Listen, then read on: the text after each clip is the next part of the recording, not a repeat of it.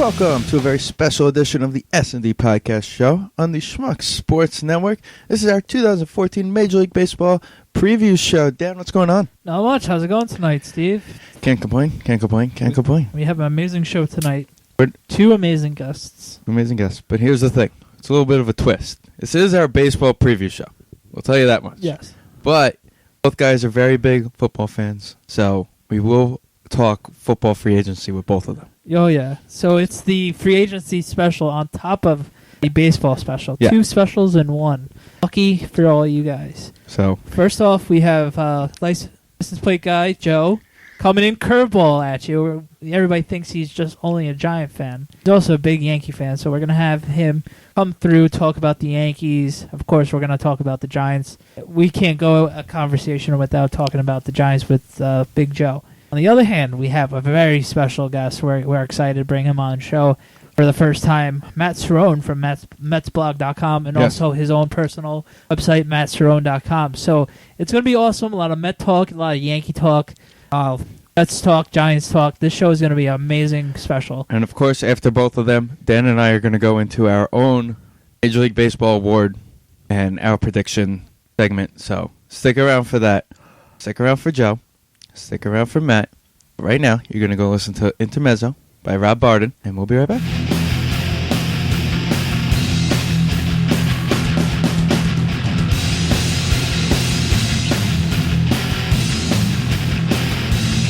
Welcome back to the S&D Podcast Special, the 2014 Major League Baseball preview show.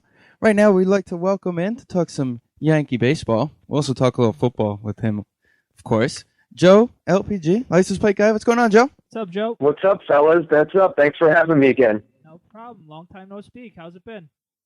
It's been great, especially free agency the last couple of days. I mean, I know it's going to start off with some Yankees out here, but, you call me on during free agency, you better want to talk some football, too. Of course. We wanted a little bit of curveball action. Before everybody knows LBG. But not a lot of people know that he's, quote-unquote, the hitting doctor. Is that right? Oh, that's funny. Wow, you brought in the hit doc, yeah. Of course we have to bring in the Yankee baseball with the hit doc. So, before we start with the football, what's your take on the Yankees coming into this season? What do you feel Listen, about the hit doc? I'm excited. Wow, hit doc. That was my original nickname. It wasn't license plate guy. It was hit doc. I've been given batting instructions since my college days. So a blast from the past. So snuck that in there on me. Yeah. But I'm really excited. It starts and ends with pitching, and I can't wait to see this guy on the mound. Tanaka is gonna just blow people away. I'm not overly thrilled with CC and his how his fastball right now, but maybe that's from losing all of his weight, and hopefully he'll regain that during spring training. So we'll see. Absolutely. He could definitely play for the offensive line for the Giants, that's for sure. I don't know, not anymore. He might be a D-back.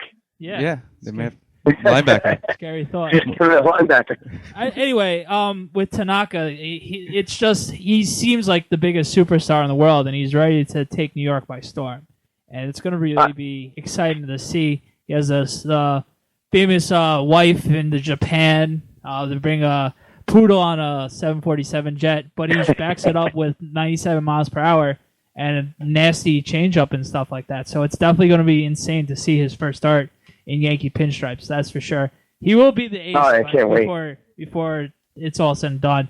I don't know if you ever heard of the story. Like in the Japanese league, he pitched game 6. Like he pitched 130 pitches, got a complete game, and then the next game for game 7, he was warming up, and players who used to play in the majors were on his team, and they're like, "Why is he warming up like that?" And he goes, "If it's a close game in the later innings, I'm coming in and going to close it out." And he turns out he closes out the game. So the Yankees got an awesome player right there. It's going to be exciting to see that kind of caliber player that you haven't seen the Yankees get in a while. So you know what? I didn't hear that story, and that's amazing. But I mean, that's anywhere in the world. That would fly here too. I mean, if you're talking about the World Series and a pitcher just pitched, I don't really care how much, but if he's got enough gas and the season's ending, Game 7, I don't know. I could see that happening here as well. I don't know about 130 some pitches, but yeah, I could. I think he's a beast. I can't wait. And I'm not so much happy about the fastball as I am that his ball just goes all over the place. That's I'm what still I'm up trying to hit that. It's going to be scary to see. You just got to hope that he turns into the Yu Darvish type guy and not one of like the Dice K or one of the. Yeah, no fool. I wanted Dice K too back then. I remember that. What was it, $20 million to get him? Something ridiculous. And now he's. I think it was a posting. Wasn't he the first post, Dice K? I forgot. Yeah, he was the first one. And it is crazy. Now he's just fighting for the Mets' 5th spot now. Well, hey, listen, he was hot then, so you get your money's worth. It really doesn't matter how much the posting fee is because you get that in TV rights and you get that in jersey sales. I mean, it's completely worth it. If we spent $100 million on a post for Tanaka, you still make it back. I mean, you really do. All right, let's move to the offensive side of the ball for the Yankees. You excited about the signing of Jacoby Ellsbury, bringing a hated rival guy over? I am. I'm super excited. I hated him up until now, just like everybody else. I mean, if you're a Boston Red Sox, you're hated until you're here, and then maybe grow on me for a little bit. I'll give him spring training before I really like him. But to lead off and start center field, I mean, come on, it's going to be. That's going to be great. I think the outfield with him and Beltran and right and Gardner and left. I think that's going to be fantastic. It's going to be amazing that each row might not even make the team. That's how awesome the outfield is. True. Yeah, you're right. It's really insane. I'm excited to see Beltran.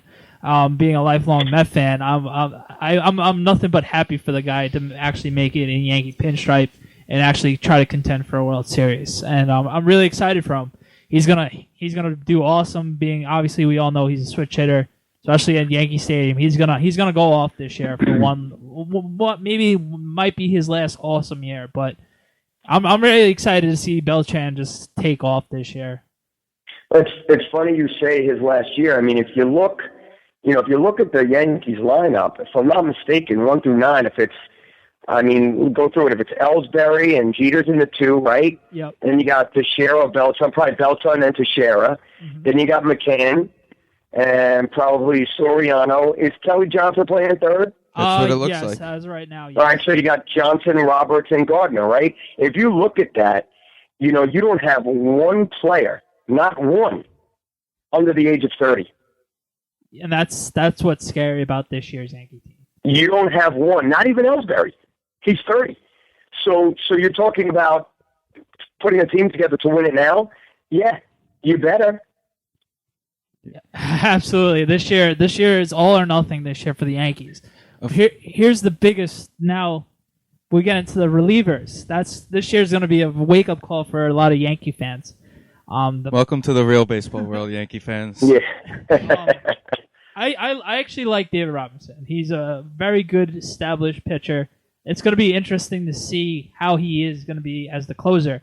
2 years ago when Soriano did close for them, but when Mariano blew out his knee, unfortunately, 2 years, he pitched for like 2 games, and then they gave it straight to Soriano. It's going to be really interesting what he does when Girardi gives him the ball.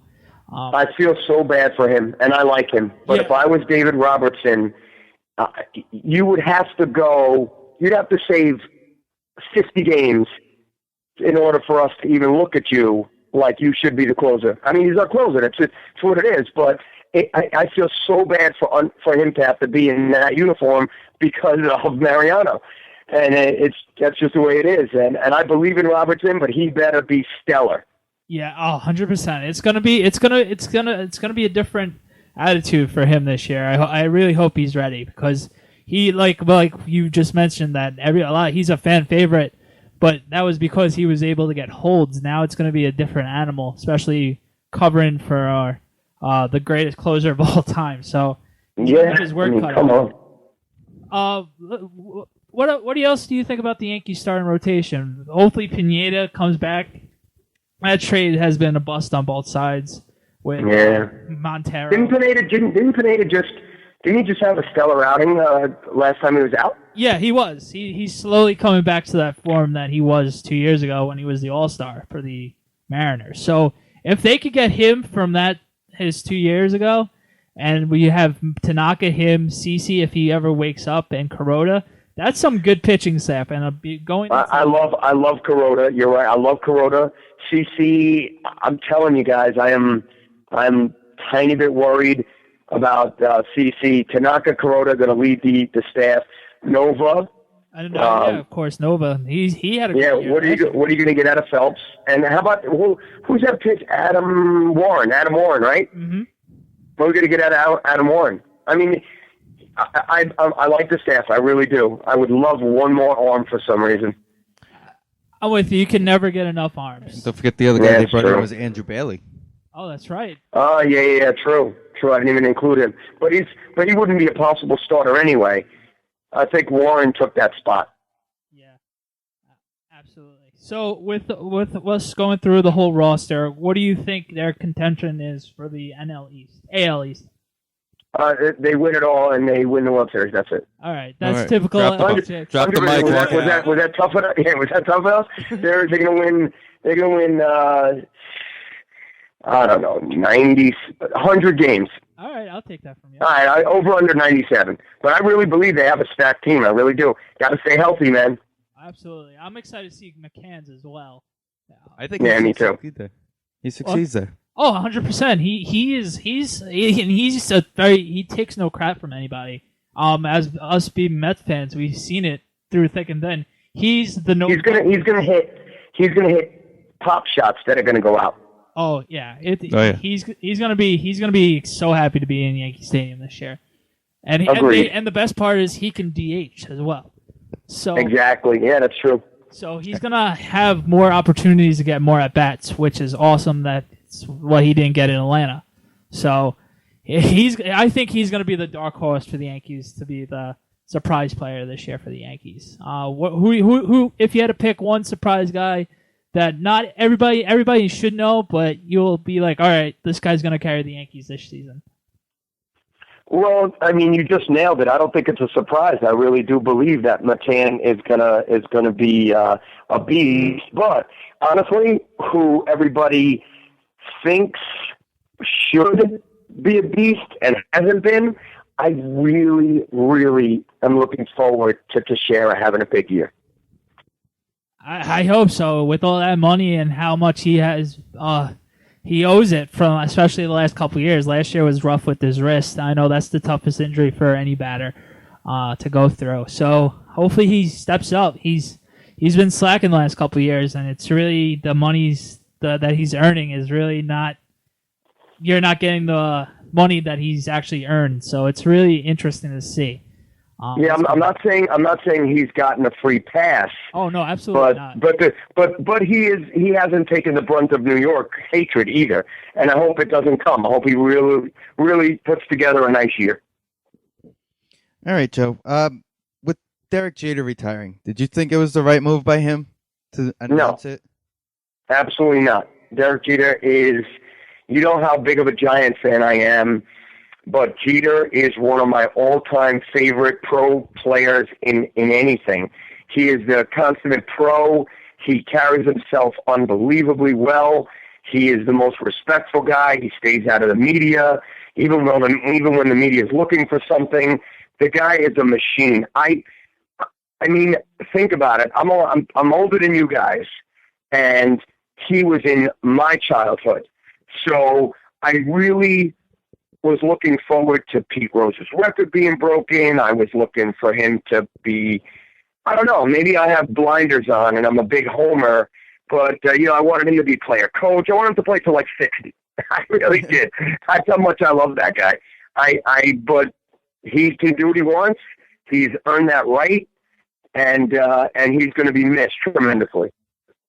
You mentioned him being this top-class guy. Do you think now that he is retiring, Eli's going to take over as that guy in New York?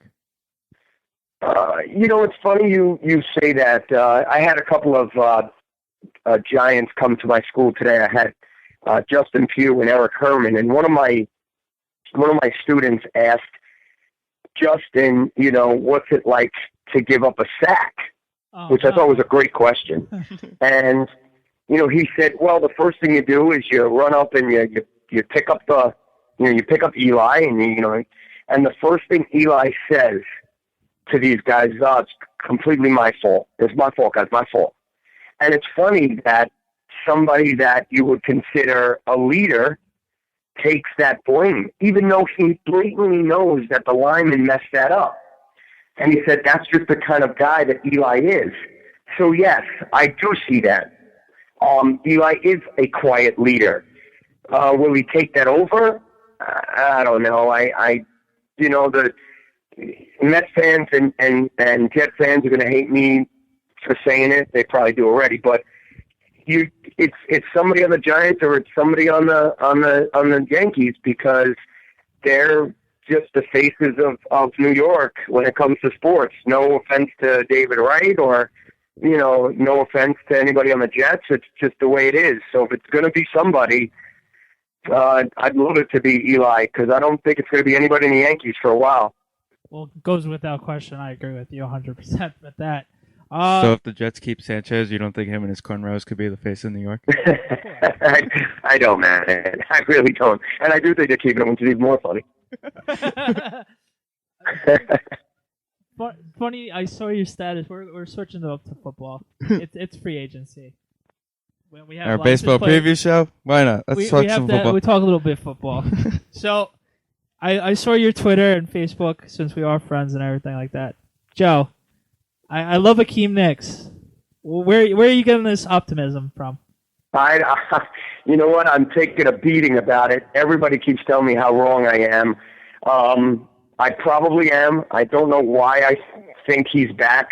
I really don't. The last hope that I have is that Carolina signs a wide receiver. If it's not Hakeem Nicks and they sign someone else, it's going to dwindle. And with Jacoby coming into Giants for a visit today and then leaving and signing with the Ravens, back with the Ravens, a wasted visit, by the way, I don't know. The chips might just fall where they may. That's the only thing that I'm going out on a limb on. Everything else I've been pretty much on point with what they need. But then again, all Giant fans have. They've addressed the offensive line. They've addressed a linebacker. They've re-signed Beeson. I know that the deal with Schofield, I think, fell through. Yeah. The other linebacker that they signed, it fell through because of his knee, a physical. With the signing of Beeson, I'm okay. There's other linebackers out there, and we have in-house that could do the job. I heard Keith Rivers about a half hour ago sign with the Bills, so I'm happy for him. So that depletes us another one, which means we have to go out and get one or draft a couple. I'm really happy. I think the Giants got an A in their free agency right now. I think Reese did a marvelous job. Yeah, so far you're right. I'm actually kind of happy. Unfortunately, I feel bad for Schoenfeld, but I'm kind of happy that deal went through. That what? That the deal went through for giving. Yeah, I didn't. You're right. People were scratching their heads about the $8 million, over 2 years. But people have to understand when you talk, contract. I don't know if it was $8 million over 2 years. Was it 6 and then incentives? Was it? I don't know that part of it. They leave that to the pros. But it wasn't a legit $8 million out of the Giants' pocket. So that was sent out by his camp. His agent. So I don't know how much it was, but I too am happy that it fell through. I really am. Let us go get somebody else or draft, and then we'll see how it goes along that way. Well, we were actually talking in our pre-show about this guy. Well, right now we have 2 Browns down, and we got 1 left to sign. Yes. What do you think it's going to take, Joe, to keep Andre around? You're talking in my view. You have Andre Brown, who's hurt. You have David Wilson, who's hurt. You're going to keep one. I do not think you're going to keep both, although I really want Andre Brown. on this team, you're not going to give up on your draft pick of Wilson. And if you have to make that decision, and you've already signed Hillis, and you got Cox, I'm sorry, I just don't see it. Although I want it, and he's a friend and a good player, and has overcome more adversity than most football players. It's going to be real tough for Andre Brown to be re-signed here. Yeah, it's unfortunately. I hope he gets a fat contract in Oakland. So do I. He deserves it for what he's been through. Absolutely. The $1 million question: where do you think our boy Jay Tuck's gonna go? I'm sorry, who? Jay Tuck. I think he takes hometown discount. Listen. Who went to see the Raiders today? Tuck and T2 and Andre Brown. Yeah. They went to the Raiders today. I didn't have any signings. I'm really hoping it's what Jacoby Jones did. He told the Raiders, I'm going to visit the Giants. And then an hour later, the Ravens signed him. I'm really hoping that's what it is. If Tuck signs with the Raiders, I guarantee you in 5 years from now, 6 years from now, whenever, if Tuck is sitting on your show, God willing, and you ask him, Tuck, let me take you back 5 years when the Giants and the Raiders wanted you and you picked the Raiders. He's going to say what a terrible move that was. And I really want him to believe that now. Right now, Tuck, what are you doing? It's not worth the X amount of millions, or maybe millions. If it's that drastic, I guess you go with the money, because you got to think about your family and your future. But if it's not tremendously different, he's got to stay here. His life is here. He built it here. He has businesses here. He has foundations here. It would just behoove him to stay. Then I agree 100% with you. With everything he does, he goes to Ranger games, and he goes to Nick. You're right. You know what? Going back to your question, it might be Tuck and not Eli. Tuck really is the face of the Giants, along with Eli. So you know what? He's one of the faces here. Absolutely. Ever since Michael left, he took that role and groomed into a player, which we all know he could have been, but he groomed into the leader that no one ever thought he would be. And that's just not just on the football field. It's all aspects of the field, all aspects of life. And that's why he's my favorite Giant. And when you see Justin Tuck, it could be the worst day in the world. You know he is having a rough day. The Giants are not winning or whatever. But Justin Tuck will give you anything he has left to give you. And that's why I love Justin. And I think he does take the hometown discount, especially on how much of a transplant New Yorker he is now. I'm going along with that, man. I think he stays. I do. That's just me. And you. Absolutely. So you booked your Canton tickets yet? I'm already set, man. August 3rd, baby. And I got my new plates. Awesome. It says Hall 92. Can't wait. So I probably liked it. Where's your Yankee plates? Do you got your Yankee plates for the season? I'm sorry, I didn't hear you. What'd you say? I said, do you have any Yankee plates?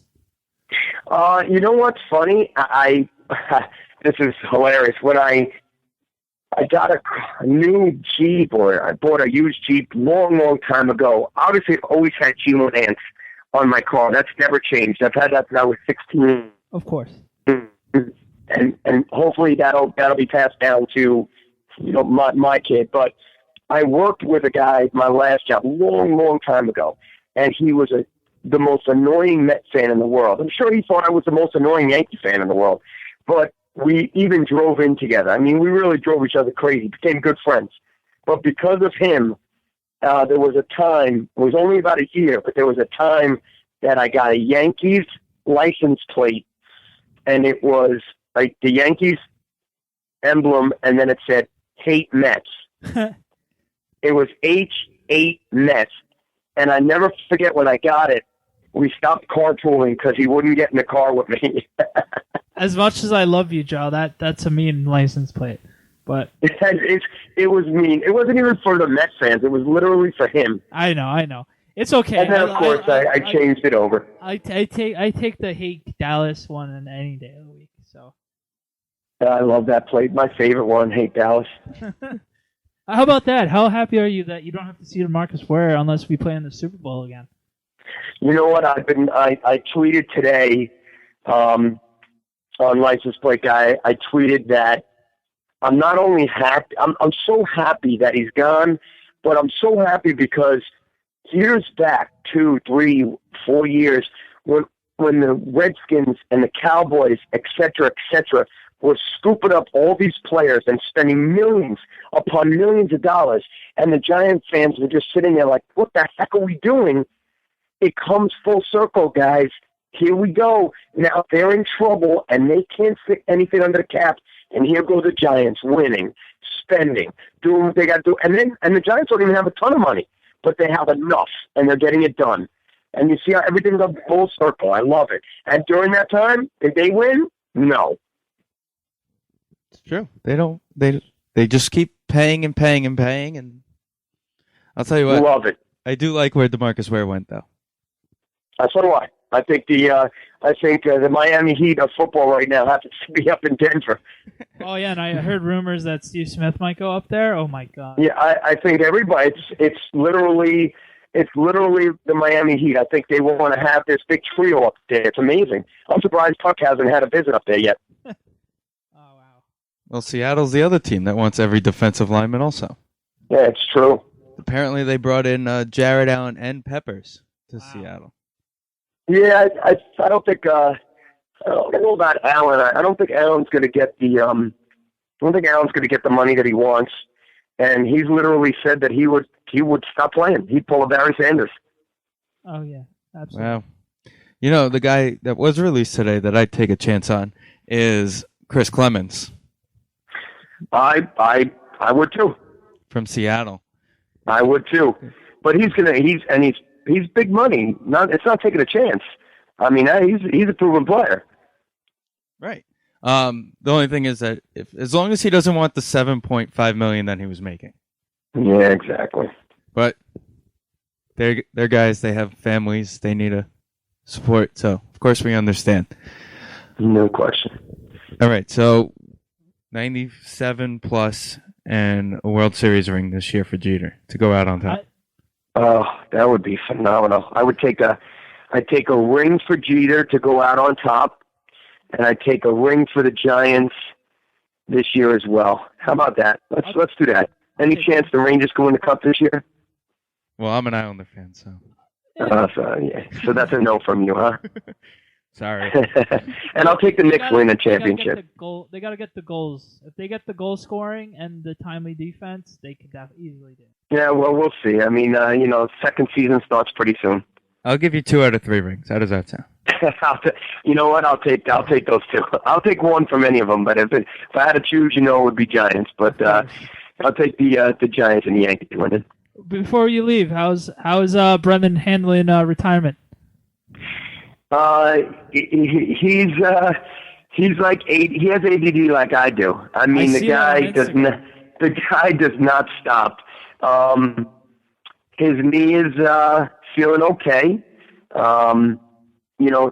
Many people, they don't know how big of a family man Jacobs really is. And, he's got 2 awesome boys, and he's got a great wife. He's got 2 dogs, and and 100 cars. And he's, that's what he loves. He's out in Atlanta, and he's having a good time. I swear to you, we'll hear something about him wanting to either come back or coach or do something. I think it's in his blood. He tells me I'm crazy, but I tell him he's crazy. Oh well, I believe you. I already see Brendan and Joe in the car together driving to camp this summer. No way. Unless I'm driving, no way. He scares me. He scares me, man. He taps that gas pedal, we're flying. No way. So, how many times have you been in the car with him for you to learn that lesson? It only took once, but I've been in the car plenty of times. He doesn't mind going over the speed limit. Well, we heard in the news. Well, Joe, thank you very much for joining us. As always, man, I love it. Thanks for giving me the call. No And problem. you know what? We'll definitely talk to you over the summer a little bit more about the Giants. Talk their Absolutely. season preview. Sounds good, man. Let's go Yankees. Thanks for the call, No pal. problem. Thanks, Joe. SND Podcast is in no way affiliated with, associated with, produced, or endorsed by Major League Baseball or any of its affiliates.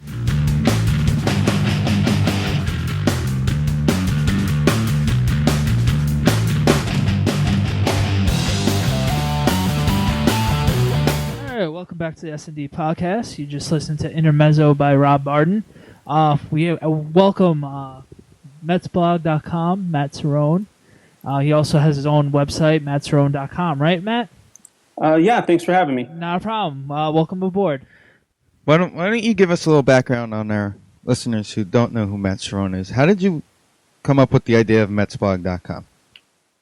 Yeah, well, I started it it's 10 years ago, which seems crazy to say out loud, but it's true.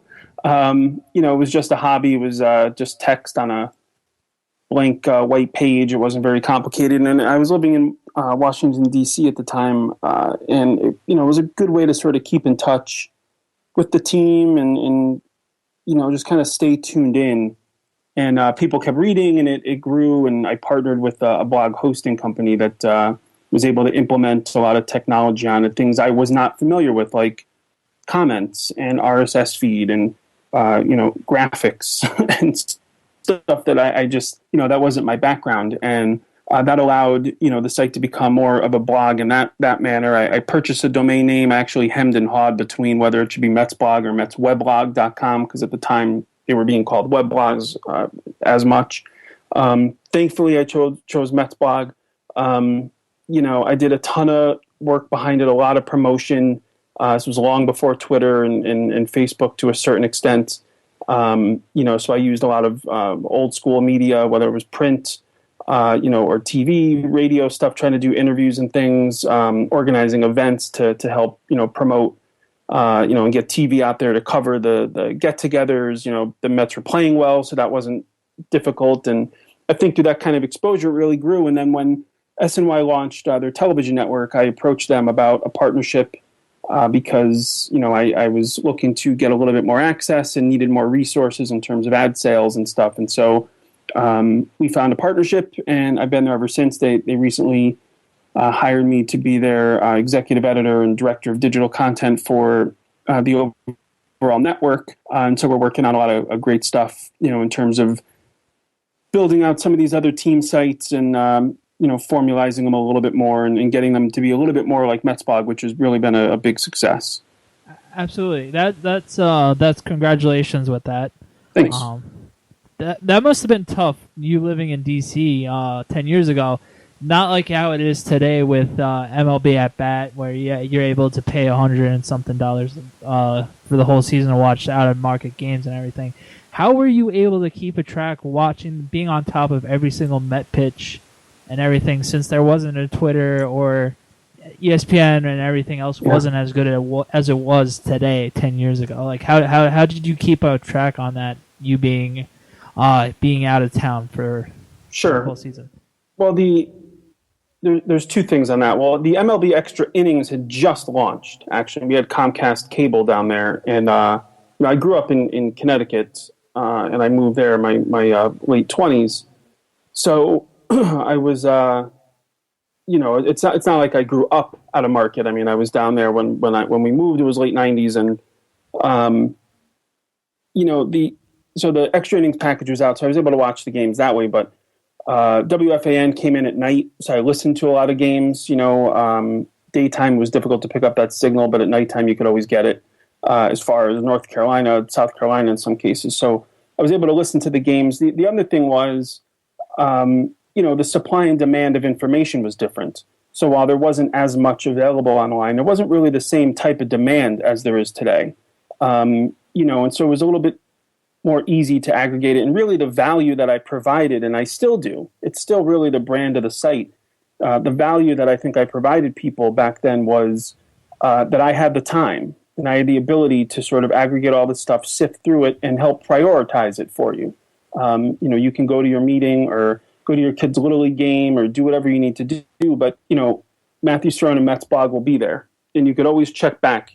And the same thing, is the case today. There's so much information. It actually works even more to a strength. There's so much information, and Twitter is so cluttered and chaotic, and it's so difficult sometimes to follow, all of the news and be part of all of these discussions, that the value that Mets blog provides, what I want to bring to the other blogs on the SNY.TV blog network, is to sort of, be that rock, be the place that you can get to, figure out what you need to know and why, and then have the option to learn more. And that was always the sort of the secret to the success, was being able to do that, and it still is. And I don't think anybody does as good of a job at it as I do. And we're trying to bring that to the other sites as well. Awesome. You mentioned, like we mentioned, and you mentioned the Cerrone.com. Why don't you tell us a little bit about that project? Well, the idea there is really just to sort of take what I've learned 10 years doing Mets blog, and a lot of the other projects that I've worked on, and try and, help people that are looking to do similar things, write a sports blog, whether they're graduating journalism school and they're trying to figure out sort of how to connect with sort of the modern online fan, or if you're just, someone who wants to start a site, or you're looking to sort of do something with content, whether it's on Twitter or a blog or whatever.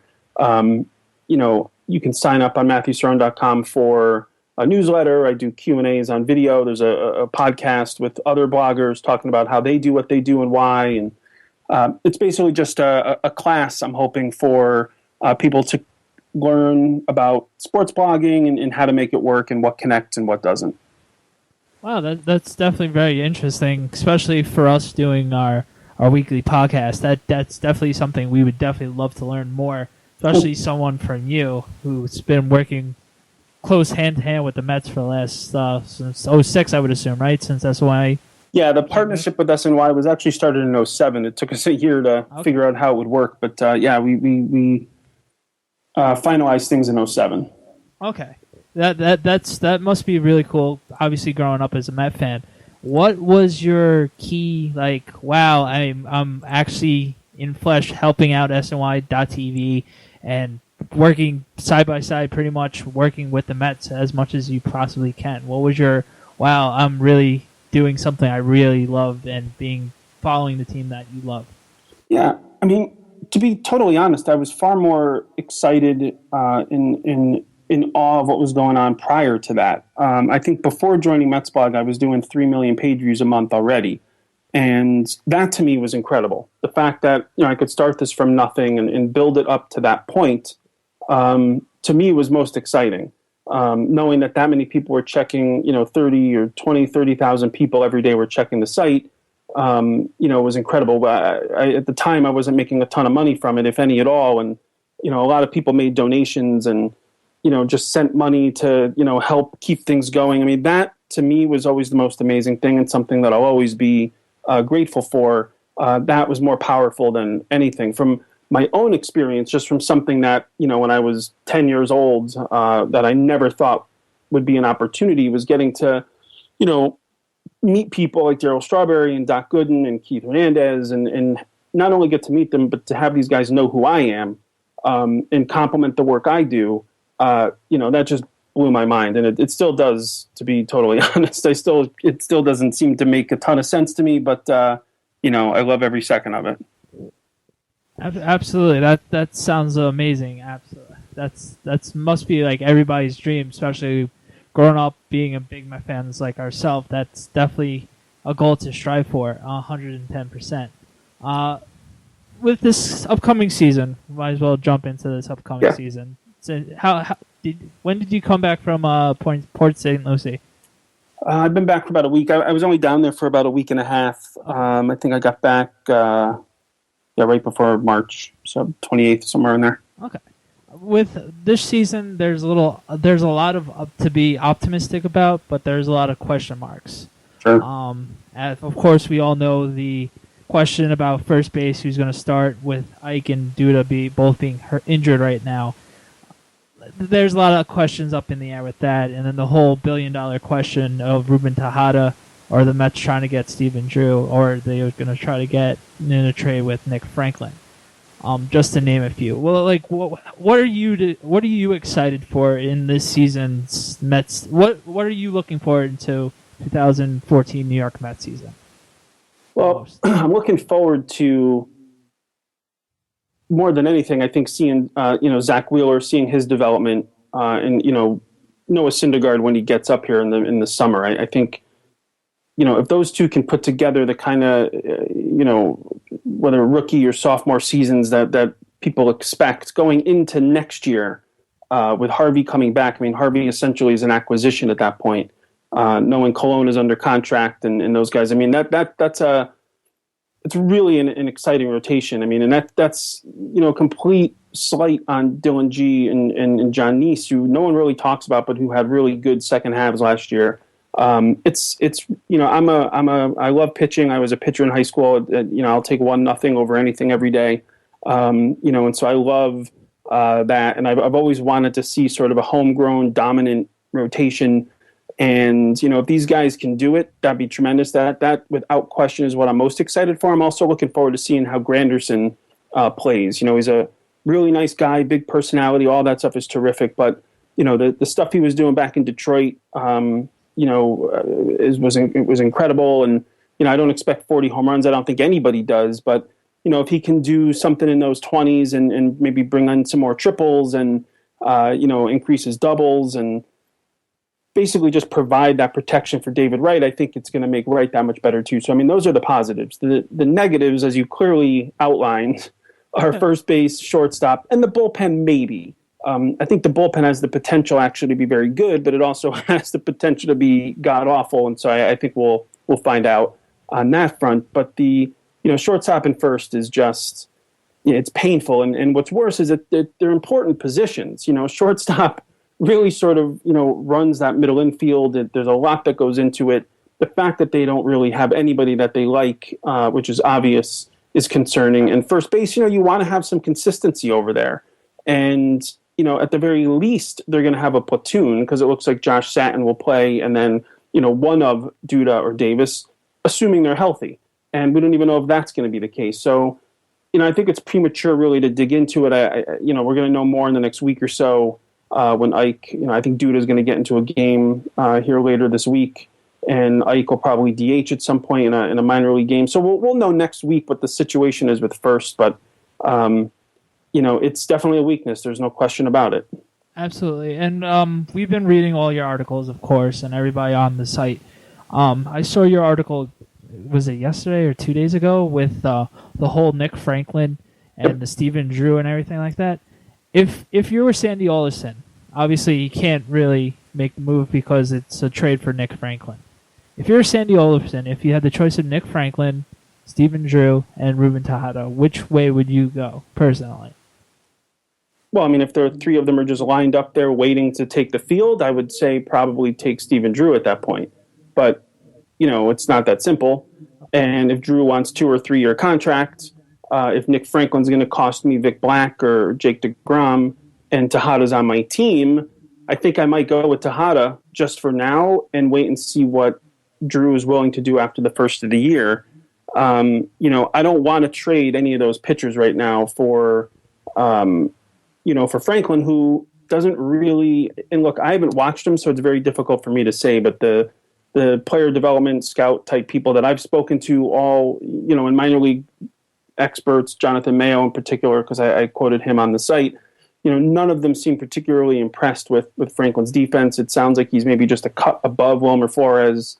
You don't really know what he can do offensively. I do know, I have seen Tejada be successful. I'm not particularly confident that he can get back there, but to trade an arm that I might need, I mentioned the bullpen before, to trade somebody like that, I'm just a little uncomfortable with it. Frankly, I don't think the Mariners, it's not like they're dying to move this guy or they have to. They could just as easily put Franklin in AAA if they're going to go with Miller at short. So, I think that's a more complicated negotiation than maybe people think. But, maybe towards the end of spring things change. But, given what Drew wants and given what the Mariners want, I can understand why, Sandy Alderson's where he is right now. Yeah, I agree with you on that. I for some reason, I just have this sneaky feeling that Stephen Drew's finally going to give up on the battle, and then he's going to eventually sign with the Mets. I don't know. I just have that feeling. It's been with me the whole entire offseason. from the get-go. I just had that feeling, especially since he hasn't been signed yet. And after April 1st, they still get the draft pick, right? Or when? Well, after April 1st, after opening day, the draft pick is they'll still have to part with the draft pick. The draft pick is protected, I guess the draft pick's not an issue if he signs a contract after the draft. But I don't think he's going to do that, and there's really no indications that that's the case. It seems the bigger issue for him is waiting until the season starts, so that he cannot be offered a qualifying offer again. Exactly. Which will help him next offseason in comparison to some of these other guys. Potentially have Hanley Ramirez, Jed Lowry. There's a whole handful of shortstops out there that will be on the open market. But if Drew can say, yeah, you know what, I can sign a 1 year or a 2 year at no compensation, he might actually be in a good position to get a better deal a year from now. So I think that is a possibility, but in a perfect world, he doesn't have to bother with that. He signs a 2 or a 3 year deal, and he kind of, he's on a different calendar than those other guys. Oh, of course. That's just the interesting thing that's happened all winter long, that you're just waiting for him to finally drop, and it's just no one wants to get rid of that draft pick. Sure. And that's just one of the crazy things about this whole. Well, I don't think. I mean, from the Mets' point of view, I don't think they really are too concerned about the third round pick. I mean, historically, it's not a ton of picks come out of it. I mean, I think you can argue that the couple wins that Drew would give for the money is actually worth giving up the pick, and I think the Mets would agree. For them, it's more about the years. I don't think they want to be tied into Stephen Drew at $10 or $12 million a year for the next 2 or 3 years. I don't blame them for that. So, I mean, I think for them it's more that issue than the pick. The other teams may be more, for teams that maybe didn't sign a big player, or, they don't want to give up a first or a second rounder, it makes sense for the Red Sox. They don't have to give up anything, but they don't seem to be tripping over themselves to bring them back. So, I don't know what that says about Stephen Drew. Well, they also have that awesome prospect, Brugos. Yeah, they do. And they got a crowded infield of young players, but they also don't seem to have any issue moving them around. But again, you're right. There's a whole bunch of circumstances why that's the case. One of which I assume is, look, if Stephen Drew was significantly better than he is, I think that would make a difference. Absolutely. All right, Matt. So the projected lineup for the Mets this year is going to be Chris Young in the outfield, Murphy, right, Granderson, first baseman, Lagares, Denard, and Tejada. Is that what you predict to be opening day?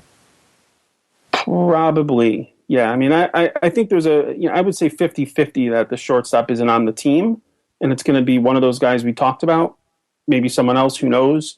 That's probably it.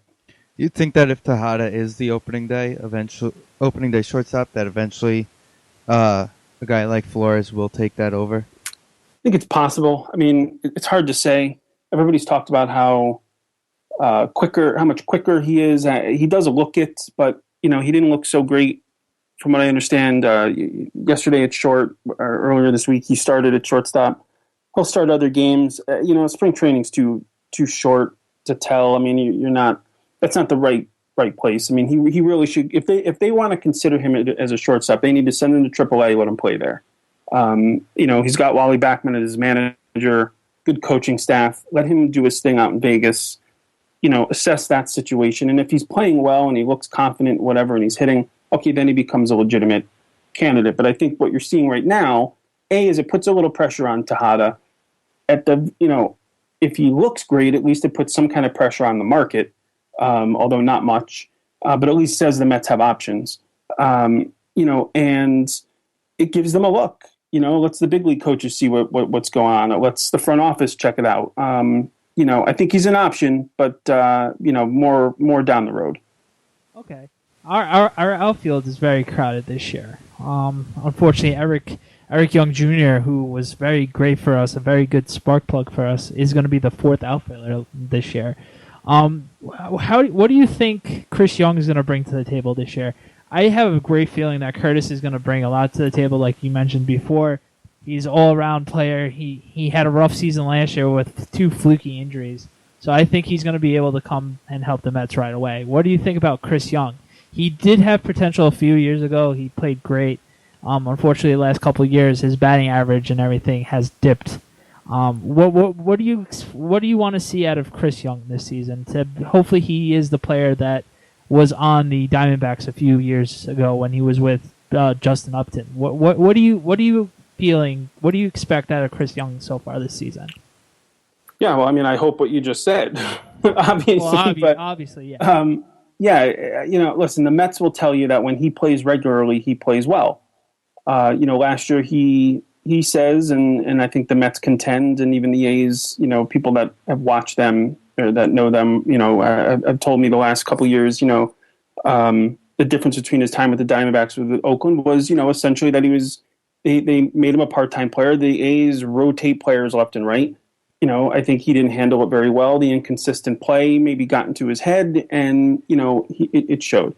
If he can be the 2 or 2.5 WAR type player that he was, with the Diamondbacks for $7.5 million that the Mets are paying him, if he gets back to what he did in 2010, 2011, it's a bargain beyond belief. And I think that's why the Mets took that shot. The thing is, he's probably going to be in a little bit of a platoon with the Mets. So I don't know how that's going to shake out, whether it's Eric Young, whether it's Lagares. Terry Collins is going to have to rotate these guys. So if that was an issue for Young in Oakland, it might be an issue for him in Citi Field. So that's what keeps me skeptical. I think there's a lot of potential with the signing, but for $7.5 million, it's not the end of the world.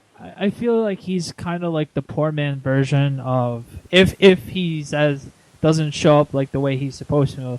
He reminds me he'd be like the Angel Pagano of this year's team. Yeah, well, I mean, hopefully he's more like the Marlon Byrd. Well, of course. And, hopefully, because that's the other thing. I mean, he could be very easy to move if he's having if he's having a good season. If he's, say he's got 8 or 9 home runs and 30, 40 RBIs by the All-Star break or, sometime in July or whatever. I mean, you'll be able to move him. No question. I mean, with $3.5 or $4 million left for the year, I mean, that's a steal. Absolutely. I can't wait to see that. Like with the problem with the Mets the last couple of years, it's always the what if game. Sure. I mean, it is for most teams. The problem is the Mets have more of them. I think that's the issue. Every team goes into the winter or into the season with those sort of this, that, and got to be healthy and all that kind of stuff. But I think the Mets have them at key positions. It's short and first that hurts, and not a ton of power. They got a lot of strikeouts, which doesn't concern them in the least. But when you don't have the power that they do, it becomes an issue, and I think that's something that isn't really being talked about much as well. Okay, let's move to the bullpen a little bit. Now, is it me or does it feel like every year, at the end of the season, it seems like Bobby Parnell is going to go in as the surefire closer, and then they bring these guys in. Like this year they brought in Farnsworth, and they brought in Valverde also. When are the Mets just going to say, Parnell, it's your job? Oh, they have. Yeah, they have. This is his job. It's just happened that he came off of neck surgery last year. Yeah. And they're just about being protective. Careful. Just being protective. Just more insurance. I mean, every step of the way they've said these guys are not here to take his job. I mean, Parnell is the closer. That's they've been pretty public with that. I don't think that's the issue. If anything, it's been more, will Parnell be healthy? Is he going to be ready, when the bell rings? If not, Vic Black or some of these other guys might have to fill in. But, I think all along it's been fill in for Parnell, who is the closer. Yeah, no doubt about it. Okay. What do you see as your rotation? For the whole rotation would be obviously Cologne and Wheeler, Nice, G, and I'm guessing it feels to me like Matsuzaka is going to be the 5th starter. I just think it's too easy to send Mejia to AAA and let him keep starting there. I think ultimately they'll reach the conclusion that Mejia needs to be a starting pitcher. These guys are value-based, and I think they know that he has the ability to be a starter. He showed it last year. If he's healthy, that's where they get the most value out of him. And so I do think they'll decide he's a starting pitcher, and if that's the case, my hunch is that they'll let him get things rolling in Vegas. I don't know. I personally don't think that's not how I would handle it. I would just run Mejia out there.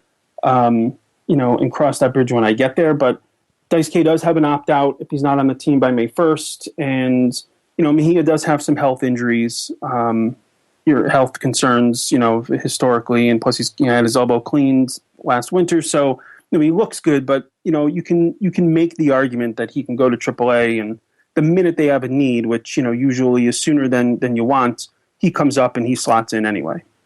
I absolutely agree with you. It's really such a sad story if you follow Henry Mejia like I have, and obviously what you have, Matt.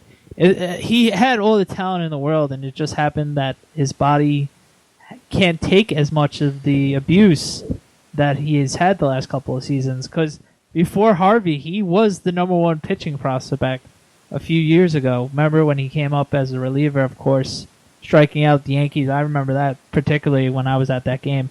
But it really is such a shame. Obviously, I would try out Mejia, but I would obviously have him in Las Vegas, I guess, if Daisuke is really the Daisuke that he was supposed to be when he came to Boston.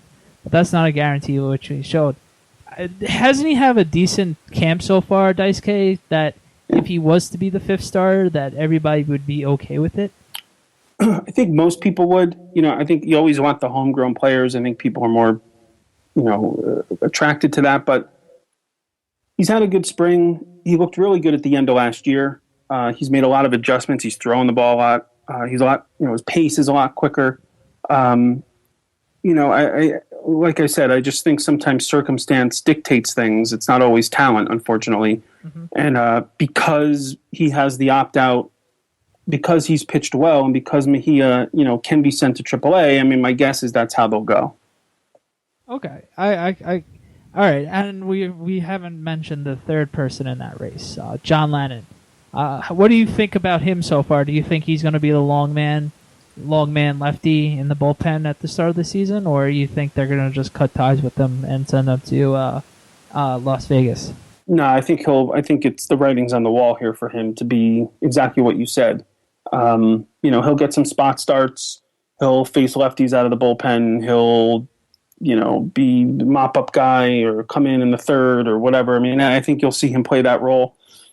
It's a good spot for him. It'll let him, do his thing, and probably go back at it in the market next year. So, I mean, it's a good spot. I think it works for him, and that's definitely where he's headed. The fifth spot is Mejia and Daisuke, I think, at this point. And, they'll see how that shakes out. All right, Matt. SportingNews.com has the Mets at 73.5 this year. Wins. Over under. I'll pick over just because that's what I'm hoping will happen. I'm not usually good at predictions, but I think they can. What I expect of them is to push 500. I don't expect the playoffs. I expect the playoffs next year. Just given my sort of when Sandy took over, to my mind, it was a 5-year thing, and to me, bottom was 2012, 2013 at times. They made some acquisitions here. I don't think they're actually a significantly better team by any means than they were a year ago. I think you can argue that some of the acquisitions just replaced some of the guys that they're not going to have. So, but I do think having played together and having Granderson in the lineup behind right, and I think Wheeler in his second year and bringing in Syndergaard and that kind of stuff, and some of this young pitching kind of coming to fruition, whether it helps in the bullpen, Darno in his second year, kind of taking control of the rotation. I think all of those things gives them a little bit of extra push. And so for me, that's over 73.5. I don't know that it's over 500, but I think you're pushing it. And the next year when you bring back Harvey and you maybe make another acquisition, you do something with shortstop, now you're talking run at the playoffs. And that's kind of where I've expected things to go. Okay. I have one crazy prediction I want to see your prediction for this season. If you had to pick one guy in the roster right now to be the unsung hero of this year's Met team, who would it be this year and why? The unsung hero? Yeah, that you didn't expect maybe right now to be the key component of why the Mets had such a successful season, or he contributed as well as this year. Like, for example, the best way to put it, like the Juan Lagares of last year, or the Eric Young of last year. No one expected them to help out. Obviously, Eric Young wasn't on the team. You know, I'll go with Montero because, you know, I get criticized all the time for saying that I think he's a reliever, but I want him to be a starter, and he clearly has the potential to do it. I just think ultimately with his size and the way he throws, that he may end up there, and I want to see him do it against big league hitters before I totally buy in. But, you know, he has the potential, and he's a strike machine, and I could see where he could come in and, you know, whether it's in the rotation or in the bullpen and really, you know, help out in a big way. You know, what that means for his career long-term, I don't know, but I'm just trying to think of a prospect or somebody that would kind of come in out of nowhere. I shouldn't say nowhere. I mean, everybody knows who he is, but kind of someone that we weren't necessarily counting on to really, you know, make a dent. And I think he could be the guy. Okay, I'll gladly take that, especially if you can help out the bullpen, since we know how Jekyll and Hyde our bullpen can be. All right, Matt. We are talking a little NFL free agency on this show as well, and we do know you are a Jets fan. So, of course, we got to ask you your feelings right now with Revis officially going to New England. I'm not at all surprised because it always seems to happen.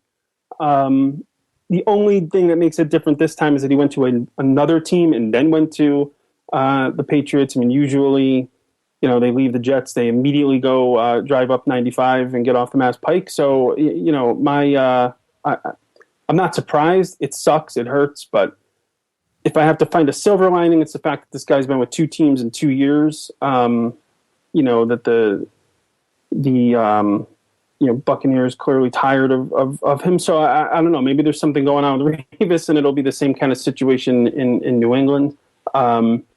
You know, look, it's not really going to make much of a difference for the Jets because they don't have anybody to throw the ball, so it probably won't matter all that much. But, you know, it hurts. It always hurts when someone leaves and goes to the Patriots. It's the worst team. Yeah, that could be the absolute last team, especially for Darrelle Revis going there. Now, the report is that the Jets are on the verge of signing Decker from the Broncos. Oh, wow, really? It's actually on Twitter right now going around that there's a report about it. What would be your take on that? Me, personally, I don't like that move because I think he's a system guy. But as a Jet fan, what would you say? You know, I don't really know. I'm not. It wouldn't be my cup of tea. This isn't where I would go. You know, I'm not going to comment on it because it's not going to be my. You know what? My football analysis in that department. Yeah. All right, Matt. I'm a miserable Jets fan. Let's put it that way. Hopefully we get a championship. Hopefully we get a championship sometime soon. I do significantly better just complaining. It's weird. It's like I'm the opposite. I'm an opposite Jets fan as I am to Mets fan. Like with the Mets, I'm very hopeful, and you know, with the Jets, I'm just completely skeptical. And I don't, you know, when the season starts, okay, who's on the team? You know, why are we going to suck this season? Like, it's a completely different thing for me. With baseball, it's a completely other animal. I don't know how that happened. But thank God it's not like that, because like everybody in the Mets world, you're the first place to go to. Right. And I mean, I'll say this: like, I know I would like the Jets to sign a couple receivers and draft somebody and get as many guys in there as possible. But I'm far more concerned with who's giving them the ball at this point because it's such a quarterback league. But I'm sure whoever they sign, I'll wind up complaining about. Of course. It's just the way of things. Yeah. I'm very happy you're the opposite way for the Mets because we need that voice like you, especially when we lose like the 10-game losing streak. Unfortunately, it happens. But we need that voice to calm us down after a long day, after a rough day at watching it at Citi Field or on the road while we're watching it on SNY. Any big plans up for this season with Mets blog and SNY and everything like that this year? You know, really just standard fare. My focus has been trying to get a news desk together where we're building out, you know, a bunch of freelancers and news editors and people to try to build kind of a traditional news desk to help, you know, organize a lot of what we're doing and treat the lead bloggers on some of these sites, the lead writers, as more like fan correspondents and really just changing the entire way the blogs are written and how they get updated and why and all that type of stuff. So that's really my focus at this point. We're doing a lot more with podcasting and building out sort of a live streaming series of audio channels that we hope to roll out soon. So really, it's more on the technical side of things as far as the team. We're pushing to do more of these riding shotguns. We shot one with Curtis Granderson. It's a video where basically I hitch a ride with the player to the ballpark for the day. We did one with Granderson this spring, and I'm trying to line up a bunch during the year to roll that out as a web series. So there's little things like that, but for the most part, it's just getting the other blogs in order and keep pushing. Okay, that's awesome. I did enjoy the ride along segment that you did a few years back with Nice. Did you do any others? I don't remember. The first year we did it was 2 years ago. We only did them with John Nice, and he's a quiet guy, and I think we got all we could out of the first couple, and then we did a few more, and they were pretty quiet and bland. So, and that's no disrespect to John. It's just he's a quieter guy, and so and there's also a lot of other stories and a lot of other interesting things to talk about, with some of these other players. So, and I like the format because you're not asking a lot of them. They're going to the park anyway. So, it's usually a 10 or 15 minute ride, and we get a pretty good interview because, you're sitting there and there's nowhere to go. And, so they usually come out pretty good. The Granderson one's really fun. We did it in spring training, and that was excellent. And, that'll probably post, I think, in the next couple weeks. Okay. I'm excited to watch that. Yeah. And then, we'll hope to do one or two a month with, some of the other guys. Metsblog.com, MattCerrone.com, @MattCerrone. Like the Matt Cerrone Facebook page. Anything else you want to plug? No, I think that's it. I appreciate the time, guys. Not a problem. Thank you. Thank you very much for joining us. Thank you. Let's go Mets. You got it. SND Podcast is in no way affiliated with, associated with, produced, or endorsed by Major League Baseball or any of its affiliates.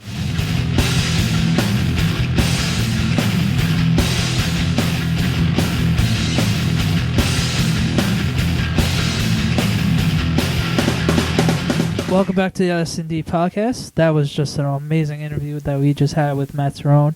Thank you for coming on with us, Matt. I hope everybody else enjoyed that wonderful interview. Steve. As well as the interview with Joe. Of course, we can't forget Joe. By the way, you just listened to Intermezzo coming back from the break. Steve, take us away. What's our predictions for 2014 baseball season? All right, let's start with this. Sporting News has the over-unders. Okay. We're going with the Yankees, since we're both Met fans. We'll go with the Yankees first. Okay. We had Joe tell us 97 and a ring. SportingNews.com has the Yankees at 85.5. I'm going over. We're going to get 88 wins this year. I could see them in the 90 range this year, as long as everybody's healthy. Yeah. I don't see why they can't be in that range. All right, Mets. What's theirs? 73.5. I'm going to go over. I see a 500 team out of them this year. I could see it. They're so close to becoming watchable throughout the whole season. I say they're not gonna be there yet, but a third place finish this season. Then they're gonna go over the 73 games. I'm going over with that as well. I see a 500 baseball team this year. I can see around 80 wins out of the Mets this year. It's all about our timely hitting, like it's been the last couple of years, and our bullpen. Our pitching staff's there. It's just the players that are the biggest question marks is first base. We all know shortstop. And if Travis Darnell is able to contribute full time this year. And all things are pointing to a yes for that, for Darnell. It's going to be a question mark who's going to play first base. And unfortunately, the question is Ruben Tejada, or if the Mets get a first shortstop either by Nick Franklin or Stephen Drew. It's really going to be interesting. And what can we get out of EY Jr.? Both Youngs. It's going to be really interesting, but I think they are going to get over the 73 games winning mark. Okay. All right. Before we get into the awards, what is your World Series prediction? World Series prediction. Let's see. I know I'm going to be wrong regardless. So I'm going to go with the let's see, American League. Let's see who's going to be good for the American. I'm going to go with the Los Angeles Angels. Ooh. I'm going with the Angels. Adam Rank, I hope you're listening. I'm going with the Angels just for the pure fact I know the last couple of years have been rough on them. But sooner or later, players that they got paid for, and the Mike Trout, who's going to be my MVP this year, they're gonna find a way to make it to the World Series. The biggest question mark is their pitching staff, but their offense should be able to carry them to the promised land. So I'm gonna go with the Angels. Versus. It's killing me to say this, but I'm gonna say the Washington Nationals. Okay. Going out on a limb on the Nats. Last year was one of those weird years that young team not able to handle success. And if their pitching staff, adding Fister, if Strasburg stays healthy, who else is on their rotation? Gio Gonzalez. Everybody. Harden's basically a nobody. They got Fister also. That's what I just said. It's and Zimmerman, both Zimmermans. That's right. And Harper, how can we forget Harper? It's going to be Girl Scout cookies really jacked him up. Oh my God. It's going to be amazing, and I'm too bad that they're in the NL East. It's going to be they're going to be a great team this year.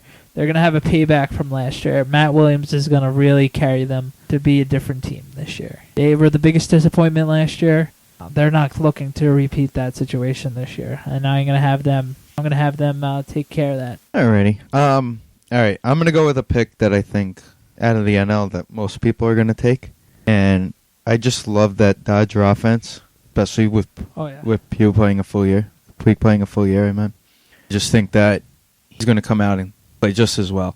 It's going to be Nats, Dodgers, NLCS. So I agree with that, but I actually have the All LA World Series. Oh, you're going Angels as well. I'm going Angels as well. Where my pick last year, I think Pujols and Hamilton are both going to have killer years this year. There's no excuses this year.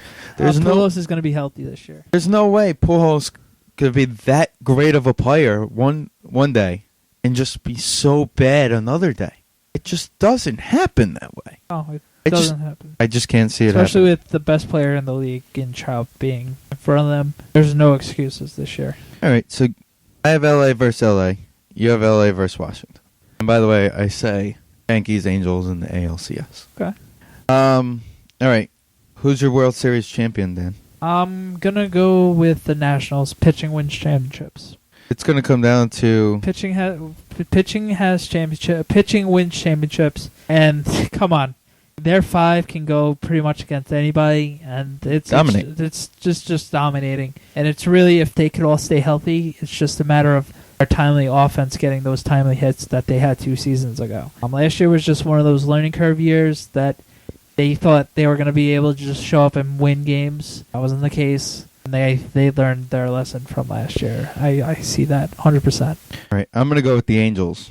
Okay. Because I think it's going to come down to who's got the better firepower in the hitting department between those two teams, the Dodgers and Angels. And I would rather Trout, Pujols, and Hamilton over Puig, Andre Ethier. Who knows what they're going to get out of Matt Kemp? Absolutely. And Gonzalez. I just trust them a little bit more. Absolutely. All right, let's go. What do you want? You already mentioned your AL MVP. Oh yeah, Mike Trout, without a doubt. I'm actually going to agree with you on that one. He's going to overtake. He is going to overtake Cabrera, but it's by a hair. It's just that Trout does everything, opposed to Cabrera just being awesome. Everything. It's gonna be Trout's year. He's been the bridesmaid the last 2 years. It's gonna be his year. I'm gonna start with the NL MVP. So I'm gonna have the curveball. Andrew McCutchen. Okay, it's gonna be the MVP this year nationally. Back to back. That would be back to back. Would be back to back, wouldn't it? Mm-hmm. I see it. I just think he'll be it. Okay, I could. Hey, that could happen. My MVP for the NL. Let's see. I'm going to be youngsters. I think Harper is going to have a breakout year and win MVP. I can see it. I'm going with the 2 stud MVP guys for that. Everybody expects to be the two best baseball players in the whole league for decades to come. Mm-hmm. So I'm going to go Harper. This year is going to be Harper's breakout year. Okay. Why don't you start with the 2014 Cy Young? Which league you want to do first? I will go with the American League. Okay. The American League is so good. It's let's see. I'm gonna go with I'm gonna go with Tanaka. Ooh. I'm going out on a limb, and it's gonna go Tanaka. He's gonna come and take the world by storm. It's gonna be very interesting to see what he brings to the table in the American soil. Like I mentioned in the segment with Joe, he is a very motivated type of competitor, and he does not want to fail on American soil and disappoint his whole country. But I'm changing. I'm going to flip-flop. I'm going to go with another Japanese pitcher. I'm going to go Yu Darvish. But I also going to go Tanaka. I told you so if it's Tanaka. But I'm going Yu Darvish. Okay. How about you? All right. AL Cy Young. I think that it's just a matter of time before they may actually change the name to the Justin Verlander Award. Justin Verlander. Okay. Yeah, fair enough. And I just think he was hurt last year. He had an off year. And he'll finish second in the voting, I believe it was. I think it's a matter of time until they change the name. Name it the Verlander. Absolutely. That's a good win. For National League, I'm going with Matt Harvey. I'm kidding. I wish it was Matt Harvey. Gotta go Kershaw. It was Harvey last year, if he didn't get hurt. Yeah, I'm gonna go Kershaw again. He's just unhittable right now. He's there. He is the best pitcher in the league right now. So I'm gonna go Kershaw as the back-to-back winner of that. How about you?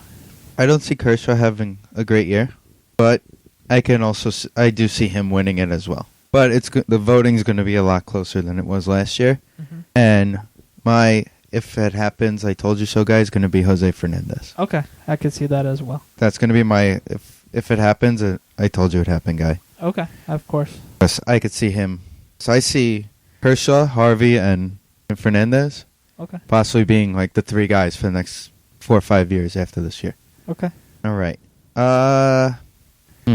Manager of the year. Manager you want to go with first? Yes. All right. Manager of the year. You go. I'm going to go out. I'm going to say that Mattingly's going to win it for the National League. Okay. Going Mattingly. Okay. How about the American League? For the American League, I think that Baltimore's going to have a comeback year. Okay. And Buck's going to win it. All right. Fair enough. I can see that. I'm going to go with the surprising pick. I am going to go with the Joe Madden. Okay.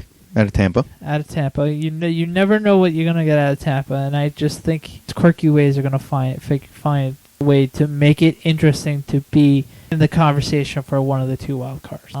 Especially with their young pitching and everything like that. For the American League, that's that. For the National League, I'm going to go with Matt Williams with the Nats. Very interesting. I just really like the Nationals this year. After the tough learning lesson, like I mentioned earlier, with their tough lessons that they learned last year, they're ready to go. They definitely have blood in their mouth, and they're angry about it. So I'm gonna go with that. With a different culture, we all know how hard-nosed of a player Matt Williams was in his career. So he's gonna pay a lot of dividends, and I think he's gonna find a way, a lot like what Kirk Gibson was to the D-backs 2 years ago, is what Matt Williams is gonna be for the Nats. I could see that. So I'm gonna go with that. Okay. All right. Now the tricky one. Rookie of the year. Rookie of the year. All right. I'm going to start with the NL. Okay. And I'm going to go Billy Hamilton. Okay. Out of Cincinnati. Okay. I think he's going to come in. They lost Chu. Okay. So, and I think he's going to go out there and be a big guy this year for them. Okay. Especially in that top spot on their lineup. Okay. I can see that. I'm going to go with Oscar Taveras. I know he's been hurt right now, but some way somehow he's going to find a way to make the everyday lineup at some point of the season for the Cardinals, and they're going to take it and run. So I'm going to go with Oscar Taveras. What do you think about the American League? I'm going to go Jose Abreu from the White Sox. Okay. I'm going to have to agree with you on that one. He's just going to be an awesome Cuban defector that how did he hit in Cuba? Beastly. Okay. Yeah, he is a stud, and he's gonna take the world by storm. Pretty much what Pew. Yeah, I know what you're talking about. Pew played. I think he's gonna show the world on fire what him and Cespedes and all the other Cuban defectors have in the last couple of years. So I wouldn't be shocked if it's him as well. Alrighty. This was our 2014 Major League Baseball preview show / NFL free agency special. That happened. It was fun. It was fun. Thanks to Matt. Thanks to Joe. Thanks again to Matt, Cerrone, and Joe, license plate guy. Be sure to check them out on Twitter and all their websites, especially Matt Cerrone's his new website. Definitely take an interest in that, especially if you're into social media and in the whole sports industry sort of thing. That was really interesting. It's easy to plug Mets Blog because everybody wants to go check out Mets Blog for the easiest Mets news. That's where I go. Obviously, Steve goes there as well. So, as always, thanks again to Matt. Thanks again to Joe. Enjoy your baseball. See you next week. See you guys next week. S&D Podcast is in no way affiliated with, associated with, produced, or endorsed by the National Football League or any of its affiliates.